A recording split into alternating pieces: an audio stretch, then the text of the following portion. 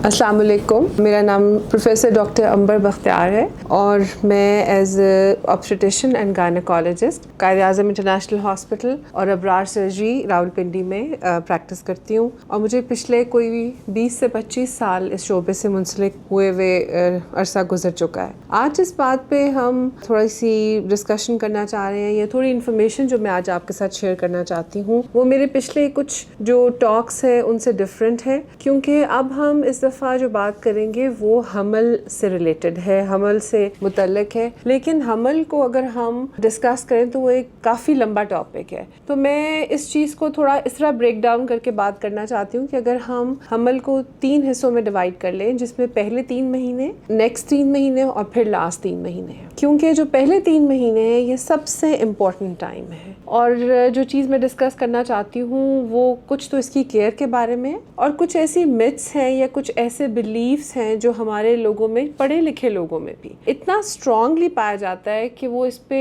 बगैर तहकीक के इसके ऊपर बिलीव भी करते हैं और उस चीज़ को फॉलो भी करते हैं। तो मैं थोड़ी सी चीज़ जो आपके साथ आज डिस्कस करना चाहती हूँ वो ये है कि जो फर्स्ट 3 महीने हैं प्रेगनेंसी के वो क्यों इम्पोर्टेंट है। सबसे पहले तो इम्पोर्टेंट बात यह है कि जब भी आप प्रेगनेंसी की बात करते हैं तो हमारे यहाँ पे कभी भी प्लान्ड प्रेगनेंसी की बात नहीं की जाती। वो इसलिए इम्पोर्टेंट है कि जब भी आप प्रेगनेंसी के बारे में सोचते हैं तो उससे रिलेटेड बहुत सी ऐसी चीज़ें होती हैं जिसमें माँ की एज, एजुकेशन, फैमिली के अंदर उस वक़्त का टाइम कि आपके पहले बच्चों का गैप कितना है, या अगर पहला बच्चा है तब भी मेंटल स्ट्रेसेस, आपके ज़िंदगी के और बहुत से, आप जो पढ़ाई कर रहे हैं या जॉब कर रहे हैं या जो भी आपके स्ट्रेसेस हैं, उसको देख के आप एटलीस्ट डिसाइड करें कि आप कब एक बच्चा पैदा करना चाहते हैं, क्योंकि उसके साथ आपकी ज़िंदगी बहुत चेंज हो जाती है। सबसे पहले बात तो यह है कि जब भी आप प्रेगनेंसी प्लान करें तो उसके लिए पहले आप थोड़ा सा प्री नेटल काउंसलिंग पे जाएं, जो कि हमारे यहाँ पे नहीं मौजूद है। तो मैं उस पर इसलिए भी फोकस नहीं करती क्योंकि बहुत से लोग उस चीज़ को इतना इम्पोर्टेंट समझते नहीं है। इसका मतलब ये होता है कि प्रेगनेंसी प्लान करने से या प्रेगनेंसी को स्टार्ट करने से पहले हमें क्यों डॉक्टर के पास जाना चाहिए। ज़रूरी नहीं है कि हर बंदा जाए, लेकिन क्यों जाना है वो इसलिए जाना है कि कुछ ख़वातीन या कुछ लोग, उनको कुछ ऐसे प्रॉब्लम्स होते हैं जिसमें शुगर है, जिसमें ब्लड प्रेशर है, जिसमें एस्थमा है, जिसमें कोई एलर्जीज़ का प्रॉब्लम है, या किसी को किसी दिल के अमराज में है, या कोई भी किडनी का या किसी जिस्म के और अज़ा का प्रॉब्लम है। इस तरह के जो पेशेंट्स होते हैं जब वो प्रेगनेंसी स्टार्ट करने लगते हैं तो उनके लिए बहुत ज़रूरी है कि वो इस चीज़ को डिसाइड करें कि वो कब तैयार हैं प्रेगनेंसी के लिए। तो ये जो तैयारी है प्रेगनेंसी की, इसको हम प्री नेटल या प्री प्रेगनेंसी काउंसलिंग कहते हैं। सबसे इम्पॉर्टेंट बात है कि जब आप प्रेगनेंसी स्टार्ट करने लगते हैं, आम लोगों के लिए ये बहुत ज़रूरी है जानना कि आप एक छोटी सी हमारा विटामिन जिसको हम फॉलिक एसिड कहते हैं, उसको हम स्टार्ट कर देते हैं, एडवाइस करते हैं पेशेंट्स को कि जब आप प्रेगनेंसी प्लान करें तो वो लेना शुरू कर दें। वो क्यों लेना शुरू करें? क्योंकि हमारा जो प्रेगनेंसी में जब हम लोग स्टार्ट करते हैं तो हमारी जिस्म में जो चीज़ें, जो चेंजेस आती हैं या जो नया बच्चा बनने जा रहा होता है, उसकी ग्रोथ के लिए, उसकी नए मेंटल ग्रोथ के लिए, उसकी बॉडी की ग्रोथ के लिए फॉलिक एसिड जो है वो बहुत मेन रोल प्ले करता है। इसलिए बहुत ज़रूरी है कि हम इसके ऊपर पहले से स्टार्ट करते हैं। दूसरी चीज़ ये है कि हमें जब एक दफ़ा प्रेगनेंसी स्टार्ट हो जाती है तो एक मिथ ये भी है कि जी बहुत सारे जो बुज़ुर्ग लोग हैं या कुछ लोग ये समझते हैं कि हम पहले 3 महीने अगर नहीं भी जाते डॉक्टर के पास तो उससे कोई फ़र्क नहीं पड़ता, क्योंकि पहले 3 महीनों में कुछ इतना ख़ास आपने दवाई भी नहीं लेनी, ये भी नहीं खाना, वो भी नहीं, तो आप ना जाएँ, जब 3 महीने ख़त्म हो जाएँ तो जाएँ। इसके अंदर जो चीज़ देखने वाली है वो ये कि कुछ ऐसी कंडीशंस भी होती हैं जिसमें खुदा ना खास्ता अगर प्रेगनेंसी ठीक नहीं चल रही, अगर डेवलप नहीं हो रही, तो आपको 3 महीने इस बात का पता ही नहीं चलेगा कि क्या वो सही ग्रो भी कर रहा है या नहीं। इसलिए एक स्कैन जो पहले 3 महीनों में होता है वो ज़रूर कराना चाहिए। उससे भी इम्पॉर्टेंट एक और स्टेज होती है जिसके अंदर खुदा ना खास्ता प्रेगनेंसी जो है वो ट्यूब में भी हो सकती है या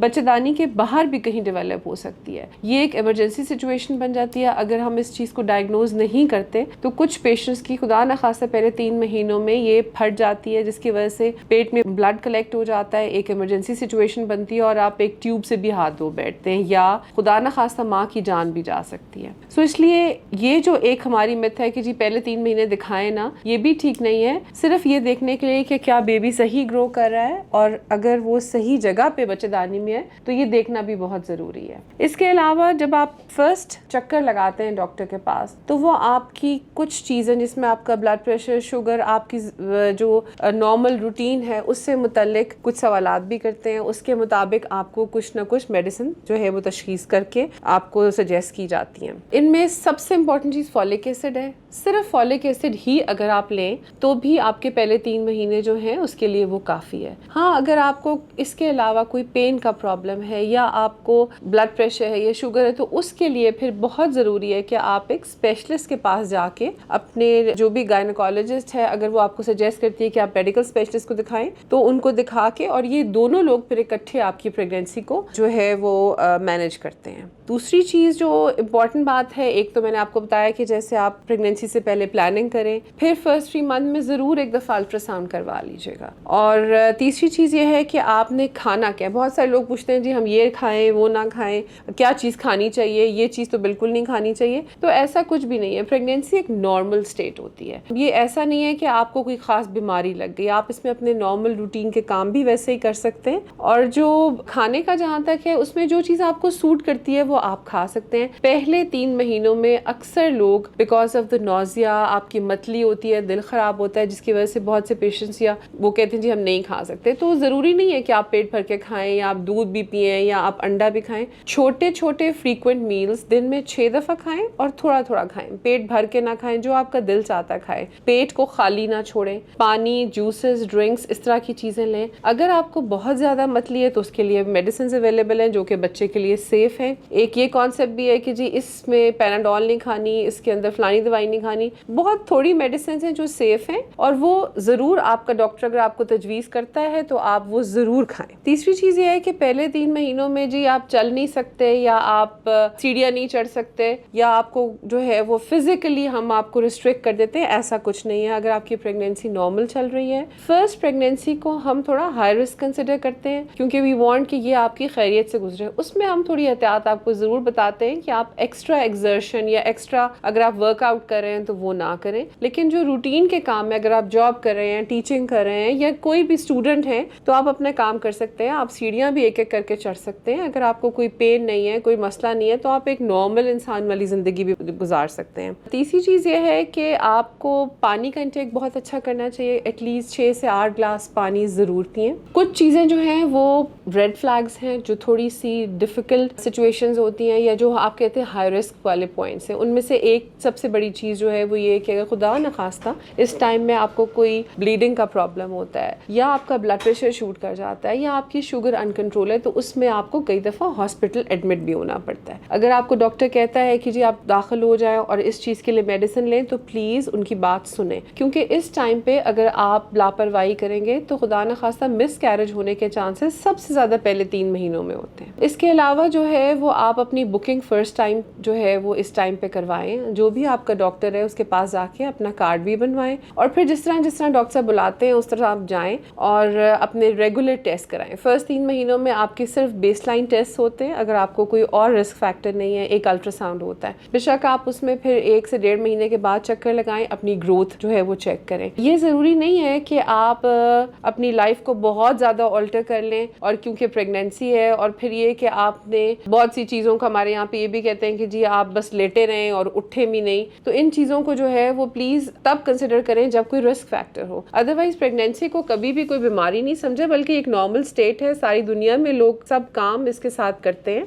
और अपने डाइट का जो है वो ख्याल रखें। ब्लड प्रेशर ज़रूर रिकॉर्ड करते रहें। हमारे यहाँ पे डायबिटीज़ जो है या शुगर जो है वो बहुत ज़्यादा है, स्पेशली उन फैमिलीज़ में जिनमें माँ बाप के अंदर या खालाओं के अंदर ये हो, तो उन फैमिलीज़ के अंदर बहुत ज़रूरी है कि वो अपना शुगर का भी ध्यान रखें। इसलिए ज़रूरी है जब भी आप कम से कम एक चक्कर पहले 3 महीनों में एंटीनेटल विजिट जो है वो मस्ट है। और इसके अलावा जिनको बहुत ज़्यादा वॉमिटिंग होती है, कई दफ़ा उन पेशेंट्स को हम एडमिट भी करते हैं, उनको हम ड्रिप्स भी लगाते हैं, लेकिन फिर वो सेटल डाउन हो जाती है। तो इन 3 महीनों में बहुत ज़्यादा खाने पे जोर बेशक ना रखें, थोड़ा खाएं, वक्फे से खाएं, लेकिन अपना पेट खाली ना रहने दें। मेडिसिन बहुत ही मुतनासिब सी हैं, जो कि फ्यू मेडिसिन है जो हम अलाउ करते हैं वही आप खाएं। वो बल्कि सेफ़ भी हैं आपके लिए। उनमें पेन किलर्स भी हो सकती हैं और उसके अंदर आपकी मतली की मेडिसिन भी होती हैं। और इसके अलावा ये है कि हमें जो रेगुलर उसके बाद आपने अगले 3 महीनों में जब आप जाते हैं तो उसकी जो एहतियातें हैं वो थोड़ी फ़र्क होती हैं। अल्लाह खैरियत से जो फर्स्ट 3 मंथ्स गुजर जाते हैं तो फिर आपकी रिस्क ऑफ प्रेगनेंसी जो है वो अबॉर्शंस का या मिसकैरेज का वो कम हो जाता है। इसलिए इसमें एहतियात करें